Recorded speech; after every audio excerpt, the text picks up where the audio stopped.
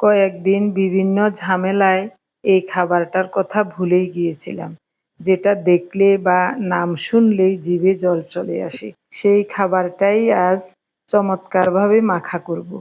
নমস্কার, আমি স্বপ্না। দেশ এবং দেশের বাইরে যে যেখান থেকে ভিডিওটি দেখছেন, আপনাদের সবাইকে অনেক অনেক শুভেচ্ছা। স্বপ্নাস ব্লগে সবার আমন্ত্রণ। এখন সকাল 9:30 বাজে।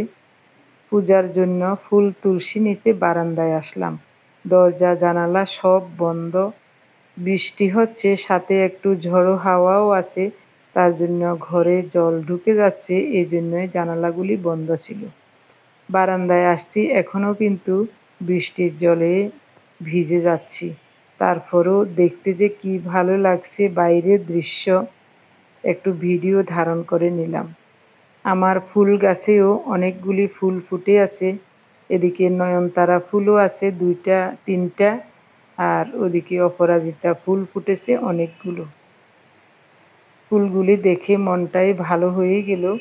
এখান থেকে কিছু ফুল তুলসী উঠিয়ে নিয়ে যাব পূজার জন্য। প্রতিদিনের মতো নতুন একটি পর্ব সাজানোর প্রয়াস করছি। আমাদের ঘরোয়া রান্নাবান্না, খাওয়া দাওয়া, এসব বাস্তব চিত্রগুলি নিয়ে। আশা করছি আপনাদের সবার ভালো লাগবে। তাই অনুরোধ রইল, পর্বটি প্রথম থেকে শেষ পর্যন্ত দেখুন। আপনি যদি এই প্রথম আমাদের ভিডিওটি দেখে থাকেন, সম্পূর্ণ পর্বটি দেখার পর যদি একটুও ভালো লাগে, আমার অনুরোধ রইল চ্যানেলটি সাবস্ক্রাইব করে আপনার মূল্যবান মন্তব্যটি লিখে জানাবেন। ফেসবুক থেকে ভিডিওটি দেখে থাকলে পেজটি ফলো, লাইক, শেয়ার করে আপনার মূল্যবান মন্তব্যটি লিখে জানাবেন। যে কোনো গঠনমূলক মন্তব্য করতে পারেন, কোনো সমস্যা নাই। আমি আপনাদের সকল মন্তব্যের উত্তর দেব। এদিকে পূজা আহ্নিক সেরে এসে 3 চুলায় রান্না বসালাম। একদিকে ভাত বসিয়েছি, এদিকে অল্প ডাল বসিয়েছি, মসুরের ডাল। আর ওদিকে আলু ভাজা, কাঁকরোল ভাজা করব। আর বরবটি দিয়ে ট্যাংরা মাছের শুকনো শুকনো ভাজা করব।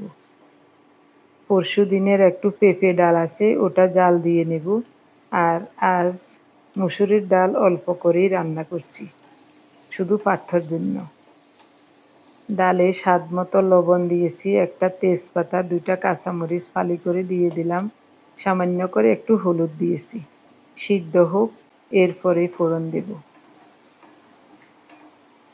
আলুগুলো লাল লাল করে ভাজা হয়ে গেছে, উঠিয়ে নেব।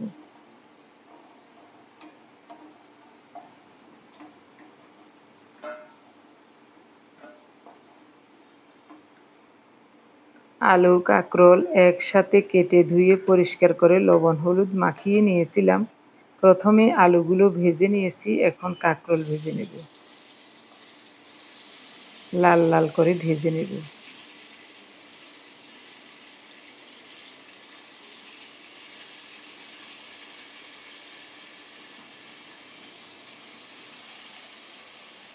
অল্প কিছুক্ষণ ঢাকা দিয়ে রান্না করব, তাহলে কাঁকরোলগুলো ভিতর থেকে খুব সুন্দর মতো সিদ্ধ হয়ে যাবে এবং উল্টে পাল্টে লালচে করে ভেজে নেব।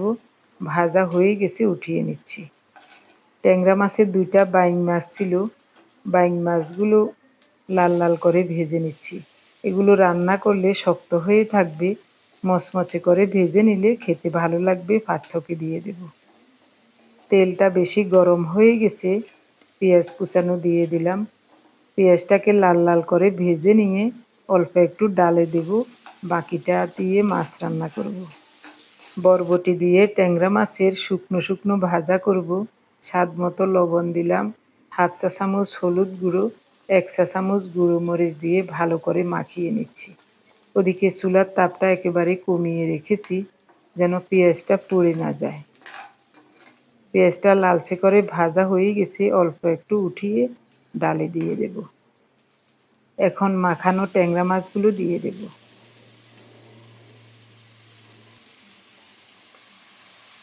বাটি ধুয়ে সামান্য জল দিলাম।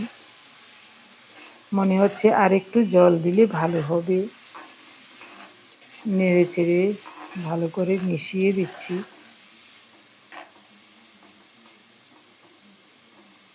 আরও সামান্য জল দেব। ঢেকে ঢেকে অল্প তাপে রান্না করব।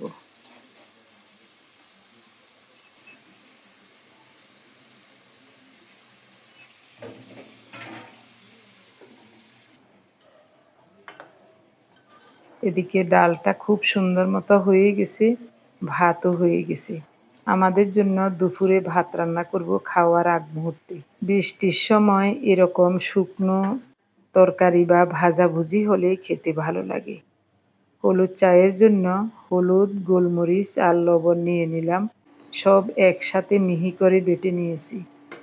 ২-২.৫ মাস আগে পার্থ কক্সবাজার থেকে আসার সময় বালা চাও এনেছিল।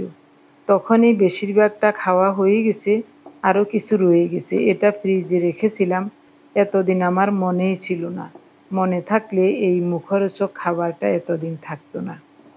আজ বের করে দেখছি, মনে হচ্ছে যেন একটু নরম হয়ে গেছে, যে কুড়মুড়ে একটা ভাব ছিল ওটা আর নাই। তাই অল্প তাপে নেড়ে চেড়ে বালা চাউগুলো একেবারে মচমচে করে ভেজে নিচ্ছি। আমি জানি বালা চাউ অনেকেই খেয়েছেন, দেখেছেন। যারা এখনো দেখেননি, খাননি, তাদের মনে প্রশ্ন আসবে বালা চাউ কি? বালা চাউ হলো নদী বা সাগরের কুচো চিংড়ি শুটকির একটা মুখরোচক খাবার। এই খাবারটা একেবারে রেডি করা থাকে সব ধরনের মশলাপাতি দিয়ে, খুব সুন্দর মতো ভেজে মুড়মুড়ে করে একেবারে চানাচুরের মতো করে ভেজে কৌটোতে ভরে বিক্রি করে। এটা দোকান থেকে কিনে সাথে সাথে খাওয়া যায়। গরম ভাতের সাথে বালা চাউ হলে কি যে চমৎকার লাগে খেতে। এদিকে ট্যাংরা মাছের ভাজাটাও হয়ে গেছে। আপাতত রান্না শেষ। দুপুরে শুধু ভাত রান্না করব। এখন আমাদের জন্য হলুদ চা আর ভিনেগারের জলটা রেডি করে নেই। আজ ভিনেগার আর বেকিং সোডা দিয়ে দ্রবণ তৈরি করেছি। এই ২ গ্লাস ওনাকে দিয়ে আসি, তারপর আমাদের মা ছেলের জন্য তৈরি করব। একটু সুস্থ থাকার জন্য, সবাইকে সুস্থ রাখার জন্য কষ্টটাকে কষ্ট মনে করি না। যেমন কাঁচা হলুদ বাটা, এই জিনিসটা বাটতে বড়ই বিরক্ত লাগে। ৭-৮ বার করে ঘুরিয়ে ঘুরিয়ে বাটতে হয়, না হয় মিহি হয় না। কারণ হলুদের যে একটা আঠালো ভাব আছে, ওটা ফাটায় লেগে কীরকম একটা পিচ্ছিল পিচ্ছিল ভাব হয়ে থাকে, তখন হলুদ বাটাই যায় না, অনেক কষ্ট করে হলুদ বাটতে হয়। এই হলুদের বুস্টার ডক্টর জাহাঙ্গীর কবির স্যারের ওখানে পাওয়া যায়। ২ বার করে এনেছিলাম।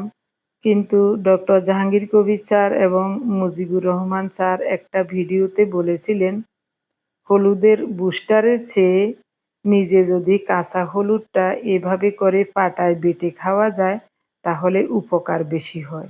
আমি সব সময় ভালোটা যত কষ্টই হোক ওটাই গ্রহণ করি। মাঝারি সাইজের ২টা পেঁয়াজ মিহি করে কুচিয়ে নিয়েছি, সাথে সামান্য করে একটু লবণ আর সরিষার তেল নিয়েছিলাম। এখন মচমচে বালা চাউ দিয়ে খুব সুন্দর মতো মাখিয়ে নিচ্ছি। দারুণ একটা ঘ্রাণ বের হয়েছে। এটা তো এমনিই খাওয়া যায়। সাথে আমি একটু কুচানো পেঁয়াজ, সরিষার তেল নিয়েছি, একটু পেঁয়াজের পরিমাণ লবণও দিয়েছি। গরম ভাতের সাথে খেতে খুবই চমৎকার লাগবে। একটা পেঁয়াজ কুচিয়ে পার্থকেও এভাবে করে মাখিয়ে দিয়েছি। এটা সাথে সাথে মেখে নিলেই বালা চাউটা মচমচে থাকে, খেতে অনেক ভালো লাগে। আগ থেকে মাখিয়ে রাখলে ওটা নরম হয়ে যায়, খেতে মনে হয় ভালো লাগবে না। ঢাকা দিয়ে রাখছি, মাছির উপদ্রব বেশি। আরও শুটকির ঘ্রাণ পেয়ে মাছি যেন পাগল হয়ে গেছে। কিছুটা নিম পাতার গুঁড়ো করে রাখাতে অনেক সুবিধা হয়েছে। না হয় প্রতিদিন ১টা-২টা করে নিম পাতা ভাজতে বিরক্তও লাগে। অল্প একটু ভাতে নিম পাতার গুঁড়ো মাখিয়ে নিয়েছি। বালা চাউ মাখা দিয়ে খেতে কি যে চমৎকার লাগছে! এই স্বাদের কোনো তুলনা হয় না। আমার প্রিয় ভাই বোন, বন্ধু স্বজন, আপনারা যারা প্রতিনিয়ত ভালোবেসে আমাদের ভিডিওগুলি দেখে যাচ্ছেন এবং ভিডিও দেখে সুন্দর ও গঠনমূলক কমেন্টস করে আমাকে কাজ করার শক্তি এবং সাহস জুগিয়ে যাচ্ছেন, আমি আপনাদের সবাইকে জানাই অজস্র অজস্র ধন্যবাদ, অভিনন্দন এবং কৃতজ্ঞতা। সেই সাথে আজকের পর্বটিও কেমন হচ্ছে অবশ্যই কমেন্টে জানাতে ভুলবেন না। আপনাদের কমেন্টসগুলি পেলে আমি নিজেকে নতুনভাবে আবিষ্কার করার সুযোগ পাই, আর কিছু ভুল ত্রুটি থাকলে তাও শুধরে নিতে পারি। আমরা তো মানুষ, মানুষ মাত্রই ভুল করে। আমিও তেমনি অনেক অনেক ভুল করি। আপনাদের কমেন্টসগুলি পেলে সেই ভুলগুলো শুধরে নিতে পারি। গত ৩-৪ দিন আগে একটা গ্যাসের চুলা কিনেছিলাম অনেক দাম দিয়ে। অনেক দিনের স্বপ্ন ছিল এ ধরনের চুলা কিনার। সুযোগ হয়ে ওঠে নাই, তাই কিনতে পারি নাই। এখন একটা সুযোগ পেয়ে চুলাটা কিনে নিলাম। তো আমি ভাবছিলাম চুলার নিচে ৪ টা ইট দিয়ে চুলাটাকে একটু উঁচু করে রাখলে রান্না করতেও ভালো লাগতো, আর চুলার নিচটাও পরিষ্কার করতে সুবিধা হতো। কিন্তু আমার পার্থ বলছে, "না মা, এই চুলার নিচে ইট দিবেন না, তাহলে সৌন্দর্যটা নষ্ট হয়ে যাবে।" আমি ভাবছি সৌন্দর্য আবার কিসের? চুলার তলায় যদি ময়লা জমে থাকে ওটা যদি পরিষ্কার করতে না পারি, এটা তো ভালো হবে না। তো আপনাদের কাছে পরামর্শ চাইছিলাম। আপনারা সবাই বলেছেন, আপনারা যতজনে কমেন্টস করেছেন প্রায় সবাই বলেছেন চুলার নিচে ইট না দিতে। কারণ চুলাটা দেখতে এমনিতেই সুন্দর, সৌন্দর্যটা নষ্ট হয়ে যাবে। একেবারে ঠিক কথা বলেছেন। আগের চুলার নিচে ৪ টা ইট ছিল, ওই ইটগুলো আমি পরিষ্কার করে ধুয়ে একেবারে ঝকঝকে করে রেখেছি। ভাবছিলাম ওই ৪ টা ইট চুলার তলায় দেব। কিন্তু আপনাদের কথা শুনে বুঝতে পারলাম আসলে সুন্দর লাগবে না। এজন্যই ইটগুলো আজ অন্য জায়গায় রেখে দিয়েছি। শুরু থেকেই এইভাবে আপনাদের কমেন্টসগুলি পেয়ে আমি আস্তে আস্তে নিজেকে সুন্দরভাবে গঠন করার সুযোগ পাচ্ছি। এটা আমার বড় পাওনা। আমি কোনোদিন জীবনে কল্পনা করি নাই আপনাদের সান্নিধ্য পাবো, এত এত মানুষের ভালোবাসা পাবো, এত এত মানুষ আমার ভিডিও দেখে ভালো মন্দ কমেন্টস করবেন।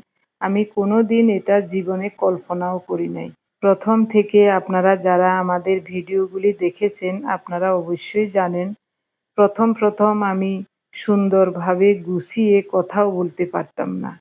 শুধু আপনাদের ভালোবাসা এবং আপনাদের ভালো-মন্দ কমেন্টস পেয়ে কথাবার্তার দিক দিয়ে সামান্য হলেও স্বাবলম্বী হয়েছি। আর রান্না-বান্না, কাজকর্ম এগুলি তো সারা জীবনের অভ্যাস, অভ্যাস মতোই এখনো চলছে। তবে রান্নাটাও অনেকের রান্না দেখে নিজেও একটু ওভাবে রান্না করি। খেতে ভালো লাগে তখন ওই রান্নাটা বারবার করি। আসলে আমরা সবাই ছোট থেকে বড় হয়েছি কারো না কারো কাজকর্ম দেখে বা চলাফেরা, চালচলন, কথাবার্তা দেখে যেটা ভালো সেটা আমরা সবাই গ্রহণ করার চেষ্টা করি। এভাবে করেই আমরা সবাই আস্তে আস্তে নিজেকে স্বাবলম্বী করতে পারি। আরেকটা কথা হলো ইচ্ছাশক্তি। যদি ইচ্ছাশক্তি প্রবল থাকে তাহলে ছোট থেকে বড় হওয়া বা ভুল থেকে নিজেকে শুধরে নেওয়া কোনো ব্যাপারই নয়। যেমন আমি সবসময় আমাদের ঘরোয়া রান্নাগুলি আপনাদের সাথে শেয়ার করি। কারণ যেটা আমরা সবসময় রান্না করি, যেভাবে খাই ওইসবই আমি আপনাদের সাথে শেয়ার করি। যা জানি তাই। সেটা দেখে কারো কারো পছন্দ হয়, তারা সুন্দর মন্তব্য করেন। আর কেউ বা আমার এই রান্নাগুলি পছন্দ করেন না তেমন, তারা তাদের মতো করে কমেন্টস করেন। তো এইসব ভালো-মন্দ কমেন্টসগুলি দেখে নিজের ভালো-মন্দ ভুল ত্রুটিগুলো শুধরে নিয়ে আবার নতুনভাবে কোনো কিছু রান্না করে উপস্থাপন করার চেষ্টা করি। এভাবেই তো মানুষের পরিবর্তন হয়। পরিবর্তন তো আর এমনি এমনি হয় না। ইচ্ছাশক্তিও থাকতে হয়। কিছু কিছু রান্না খাওয়া আছে সেগুলি আমাদের ঐতিহ্য। ওইটা কিন্তু আমি সবসময় ধরে রাখার চেষ্টা করি এবং করব। কারণ ঐতিহ্যটাকে কখনো হারাতে দেব না। নতুনভাবে অন্যের ভালো কিছু দেখলে সেটা শিখব, দেখব, জানব, ওভাবে রান্না করে খাবো। কিন্তু নিজের ঐতিহ্যটাকে সবসময় ধরে রাখার চেষ্টা করব। এবার বলি, আজকের রান্না খাওয়া অনেক চমৎকার হয়েছে। খাওয়া দেখে অবশ্যই বুঝতে পেরেছেন। ভিডিওটি আজকের মতো এখানেই শেষ করব। সবাই ভালো থাকুন। দেখা হবে আগামী পর্বে। ধন্যবাদ সবাইকে।